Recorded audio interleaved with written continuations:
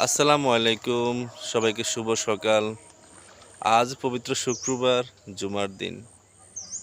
ভাই একটা কথা বলি, আপনি মসজিদের সভাপতি, আপনি মসজিদের সেক্রেটারি, আপনি মসজিদের ক্যাশিয়ার। তো আপনাকে নামাজের সামনের কাতারে বসতে হবে। পিছনে বসলে আপনার মান-ইজ্জত থাকবে না। তো আমি একটা কথা বলি কি, আপনি একটা কাজ করেন না। সকাল, সকাল মসজিদে চলে যান।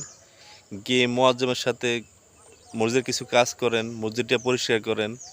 তাহলে কি হবে? মুয়াজ্জিমের বাইরে কিছু উপকার হবে, আর আপনিও সামনের কাতারে বসতে পারলেন, সওয়াবও হলো। আপনি তা না করে কি করেন? সবার শেষে গিয়ে সবার উপর দিয়ে সামনের কাতারে বসতে যান। তখন কি হবে?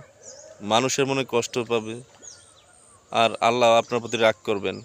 তো আমরা যদি নামাজ পড়তে গিয়ে আল্লাহকে অসন্তুষ্ট করি, তাহলে তো ভালো হলো না।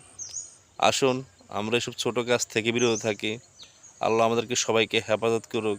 ভালো থাকবেন। আসসালামু আলাইকুম।